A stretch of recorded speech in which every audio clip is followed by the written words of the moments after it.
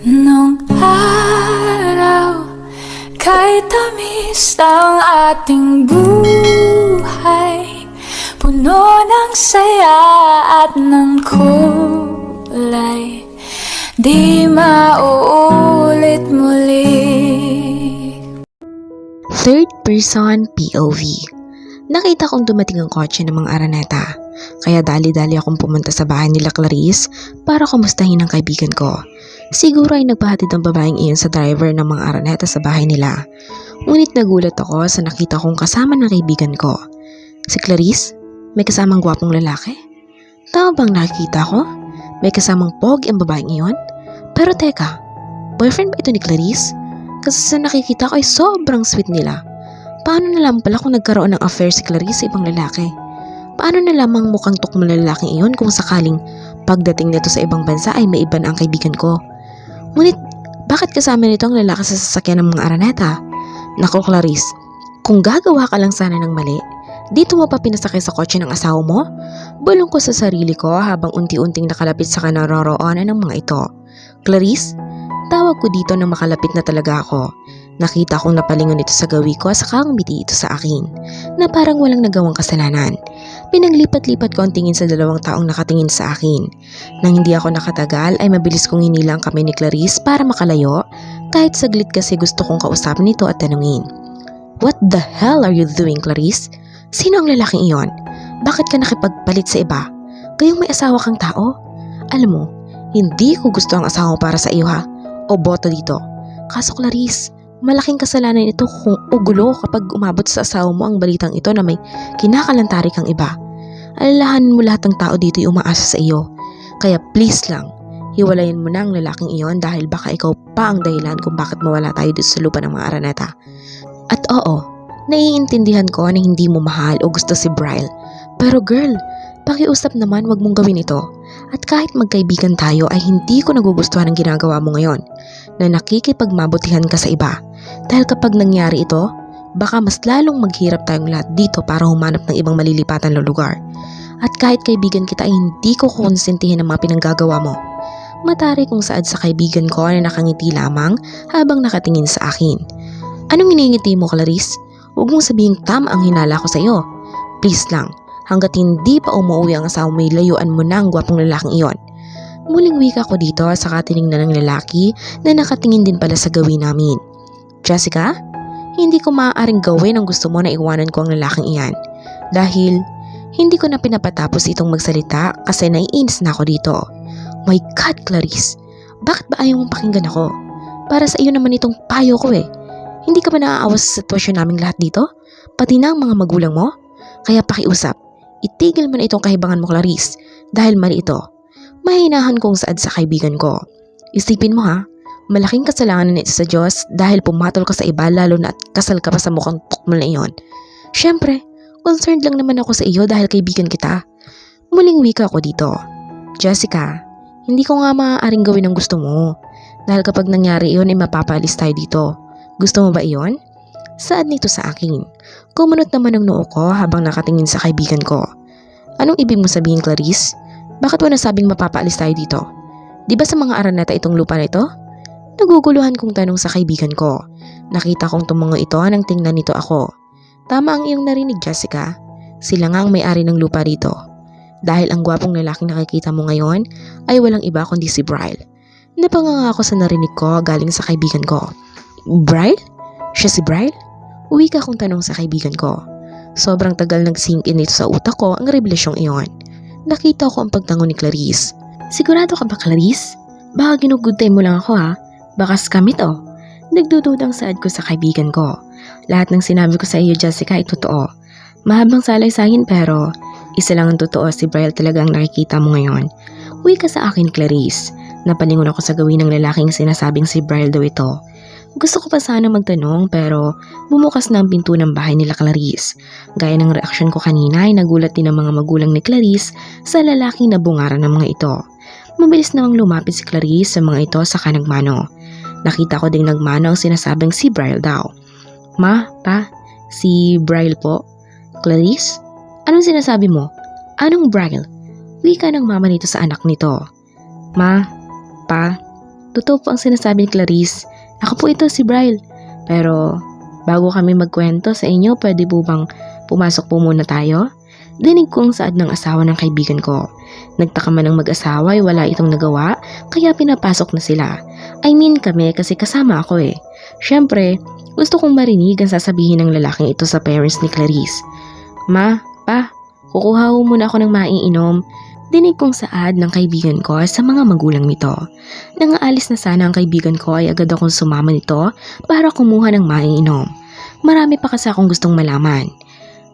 Bryle, iho, panahon na siguro para ikaw na munang mamahala sa ibang negosyo natin. Lalo na ngayon marami akong inaasikaso at may mga out of town pa akong dadaluhang business. Since hindi mo maiwan ng matagal ang asawa mo dito sa Manila ka na mag-manage ng mga negosyo natin. Wala naman din kasi akong maasahan na anak dahil nag-iisang anak ka lang namin ng mami mo. Huwi kang saad ng daddy ko sa akin nang ipatawag ako dito sa opisina nitong bahay namin. Sure daddy, kung iyan po ang gusto ninyo wala pong problema. Ano po ba ang magiging papel ko sa negosyo natin iyon dad? I mean, anong magiging position ko doon? Tanong ko dito. Magpapatawag ako ng meeting for our business partner para maipaalam sa mga ito na ikaw na ang bagong mamamahala ng negosyo natin.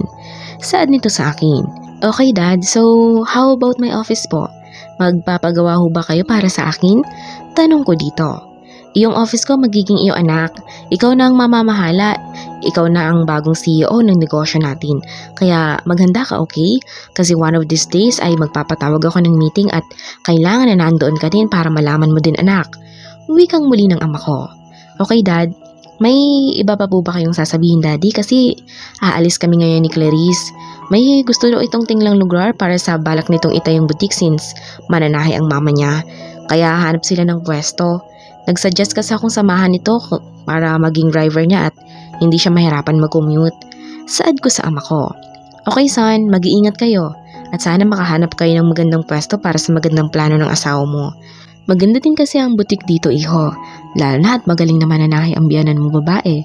Lalo sa mga gowns kaya magiging successful ang plano ninyong iyon. Kung sakasakali, saad nito sa akin. Tumango ako dito saka nagpaalam dito na lalabas na ng opisina nito. Agad akong pumasok sa kwarto naming mag-asawa, nadatnan ko si Clarice na nakagayak na kaya nilapitan ko ito. Han, are you ready? Uwi ka ko dito na nakalapit na ako. Yes, I'm ready. Bakit? Ang tagal mo.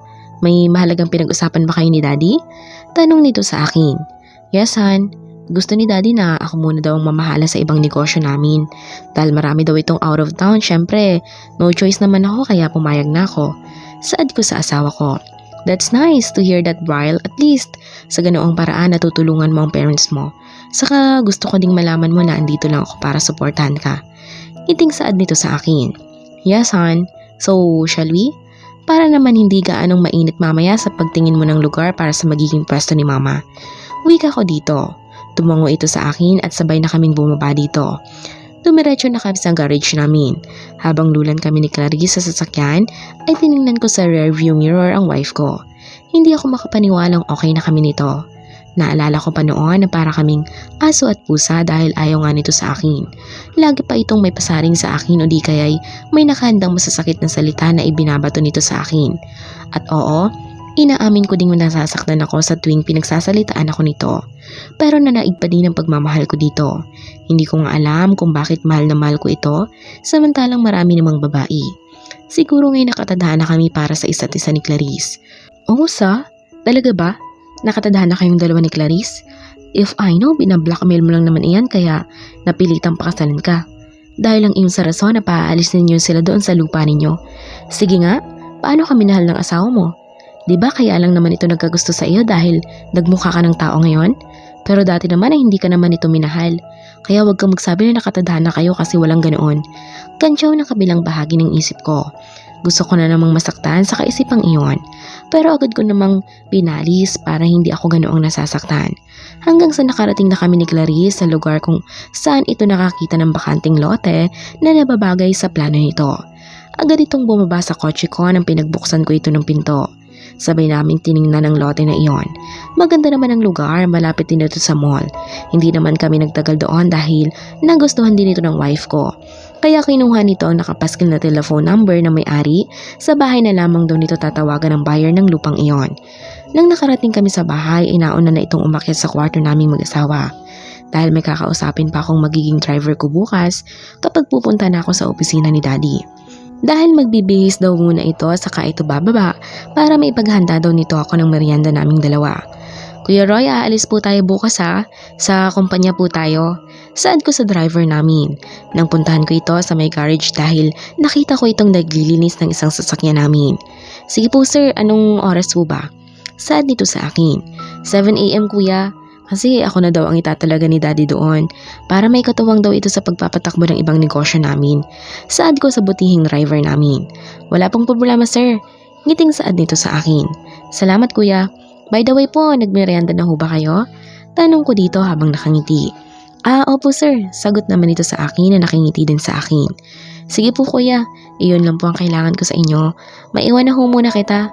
Saad ko dito at saka ako umalis sa harap nito at pumasok na sa kabahayan namin. Clarice POV. Bala kong bisitahin ang asawa ko sa opisina nito. This day is our wedding anniversary. Mukhang nakakalimutan nito iyon, siguro sobrang busy ito palagi. Lalo may mga out of town nitong meetings. Minsan na lamang kami nag-uusap nito dahil busy na ako sa butik na pinatayo ng mama ko. Uma-assist din kasi ako dito kaya puro na kami mga busy.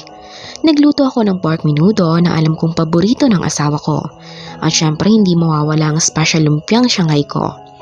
Lunan ako ng kotse na maghahatid sa akin sa opisina ng asawa ko. Agad akong pumasok sa kumpanya na pagmamay-ari ng mga Araneta. Pinati pa ako ng mga empleyado doon. Alam naman kasi nilang asawa ko ng bagong CEO nila. Hindi lang ang sinukli ko sa bawat mga tauhan ng kumpanyang iyon na dadadaanan ko. Nasa 5th floor ang kinaroroonan ng opisina nito kaya sumakay ako kaagad ng elevator para pumaroon doon. Hindi naman nagtagal ay lumabas na ako at dumiretso ko sa harap ng sekretary ni Bryle. Good morning Miss Almeda. Si Sir Bryle mo andyan ba? Sunod-sunod kong tanong dito. Yes, Mrs. Araneta, pero may ka-meeting siya sa loob ng opisina niya po. Pero pwede naman po kayong pumasok na lamang sa loob habang nag-uusap pa sila. Ngiting saad nito sa akin. Sige, pero kanina pa ba sila nag-meeting? Muling wika ko dito. Yes ma'am, halos 1 oras na po. Sagot nito sa akin. Sige Miss Almeda, baka patapos na din sila. Anyway, maiwan na kita ha. Saad ko dito. Pero bago pa ako makalimot ay bumalik ako sa secretary ni Bryle. Miss Almeda, may ibibigay ako sa iyong ulam. Baka gusto mo ito oh. Wika ko dito. Agad namang namilog ang mga mata ng babae, saka tiningnan ako nito. Talaga po ma'am? Nakakahiyaman maraming salamat po. Ngiting wika nito sa akin. Tumango lang ako dito nang nakakuha na dito ay umalis na ako sa harap nito at pinihit ko ang doorknob ng office ni Bryle. Ngunit hindi ko akalaing ang siyang nadarama ko kani-kanina lang ay tuluyang naglaho. Nang makita kong may kaulayaw sa ibabaw ng mesa ang asawa ko. Kasabay ng pagkalaglag ng mga pagkaing hawak ko ay ang pagtulo din ng luha ko. Sabay namang napatingin ang 2 taong nasa office table ng husband ko. Mabilis pa sa 4:00 tumayo si Bryle at mabilis na sinuot nito ang briefs niya saka inayos ang sarili nito. Pati ang babae ay awang bibig nang makita ako kasabay noon ay ang pamumutla ng buong mukha nito.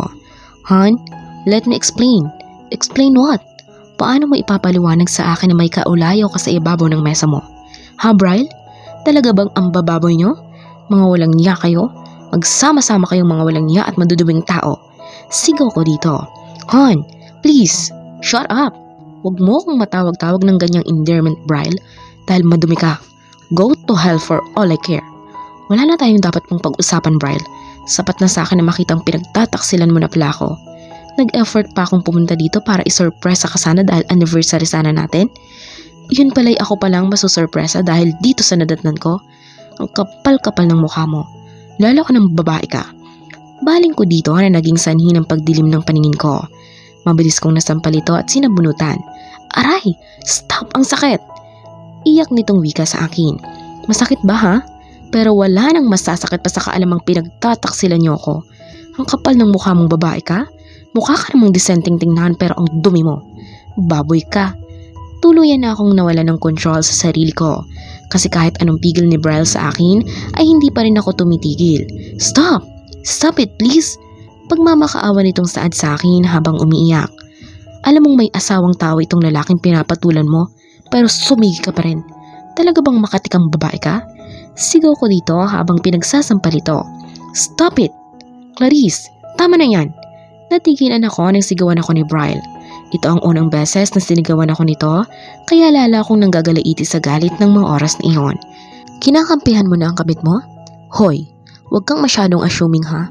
Kung hindi ka lang nagpagawa ng ganyang klaseng mukha, malamang walang papatol sa'yo maski ang higad na ito. Duro ka sa mukha ng babaeng nakatungo. Kaya huwag kang masyadong bilib sa sarili mong kumag ka. Dahil kung hindi mo lang naman sana ako binakmail, hanggang ngayon ay hindi pa sana ako naikasal sa isang taong katulad mo. So ngayon, naging bago na ang mukha mo ay nagbago ka na din. Kasi feeling mo, ikaw ng pinakagwapong nilalang dito sa mundo. FYI lang ha, hindi ka magiging kawalan sa akin. Dahil kahit kailan ay wala kang kwentang tao. Insulto kong wika dito. Kaya sa araw na ito, pinuputol ko na ang anumang ugnayan natin Bryle Araneta. Galit kong wika dito sa kakote ng likuran at nagmamadaling lumabas ng opisina nito. Narinig ko pa ang tawag sa akin ni Bryle pero hindi na ako nakinig. Mabilis kong tinuyo ang mga luha ko na namamalibis sa pisngi ko sa kataas nung sumakay sa elevator ng kumpanya nila. Nang tuluyan na akong nakalabas sa kumpanya, ay mabilis akong sumakay sa kotse. Marunong na kasi akong mag-drive. Pinaharurot ko pa ang pagpapatakbo ng sasakyan. Aalis ako sa bahay ng pamilya ni Bryle. Ayoko nang makasama pa sa iisang bubong ang taksil na iyon. Bulong kong saad sa sarili ko. Ano kaya ang susunod na mangyayari? Abangan po natin sa susunod na kabanata. Thank you and God bless.